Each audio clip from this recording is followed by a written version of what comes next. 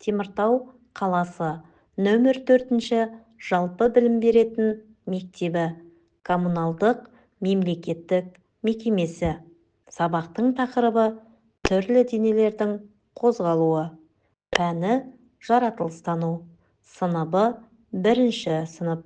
Пән мұғалімі Ермаханова Алия Сабитовна. Оқу мақсаты 1, 5, 1, 1. Түрлі денелердің қалай қозғалатынын анықтау. 1, 1, 2, 1. Қоршаған әлем құбылыстарына бақылау жүргізу. Сабақтың мақсаты қозғалыстың маңыздылығын анықтайды. Денелердің қалай қозғалатынын біледі. Тірек сөздер: қозғалыс, орын ауыстыру, күш. Балалар, суретке назар аударыңдаршы. Қандай денелердің қозғалысын көріп тұрсыңдар?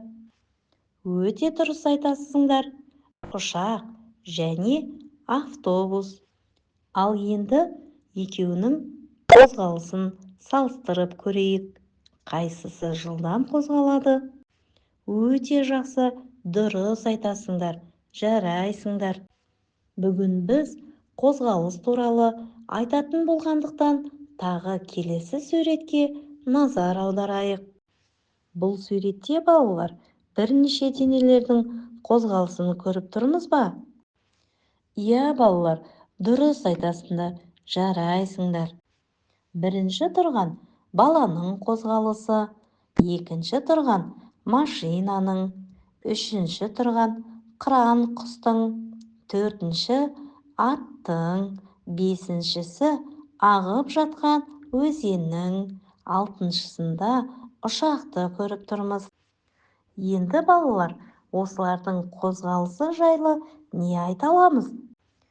Жақсы, олардың барлығы қозғалысқа түсіп тұр екен. Иә, енді олардың қозғалысына не әсер етіп тұр? Қалай ойлайсыңдар?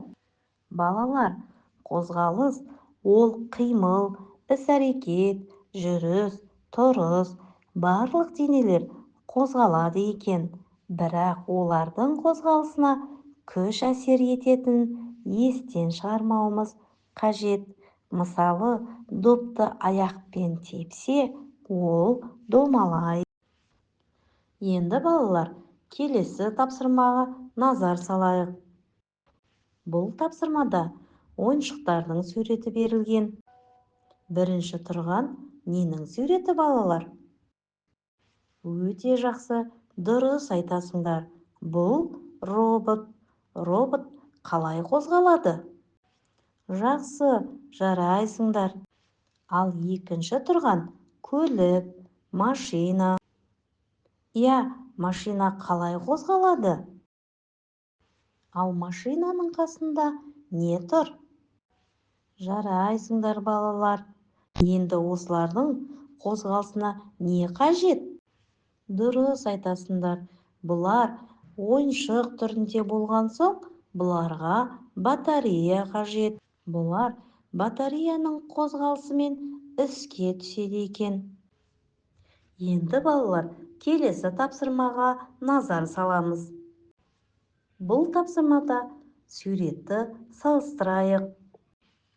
Екі адам екі шанада отырған балаларды көріп тұрмыз.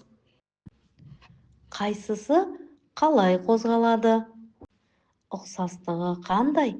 Айырмашылығы не себепті?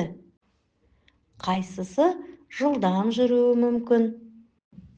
Жарайсыңдар. Не себепті? Әрине, иә, дұрыс айтасыңдар. Жарайсыңдар, балалар.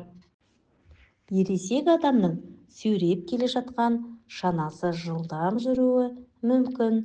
Себебі ересек адамның күші мына тұрған кіші баланың күшіне қарағанда көбірек екен, иә? Жақсы, енді сабағымызды балалар мынандай қызықты мәліметпен аяқтайық. Әлемде жалпы жылдам қозғалатын жануарлар бар екен. Суретке қарап отырсақ, қабылан бар екен. Қабылан құрлықтағы ең жылдам қозғалатын жануарлардың бірі. Ол 1 сағаттың ішінде 50-70 километр аралығында жүгіреді екен. Қараңдаршы, неткен керемет, иә?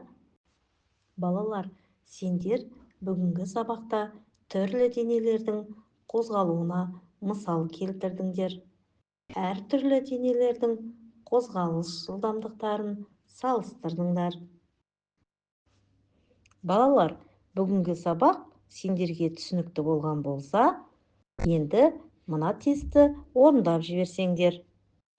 Олай болса, балалар, қазір мен сендерге тесттің бірінші сұрағын оқып беремін. Сендер мұқият тыңдап, тесттің дұрыс жауабын белгілеңдер. Қабылан 1 сағатта неше километр жүгіреді? А. 50-70 километр, Ә. 10-20 километр. Жарайсыңдар, балалар, дұрыс таптыңдар.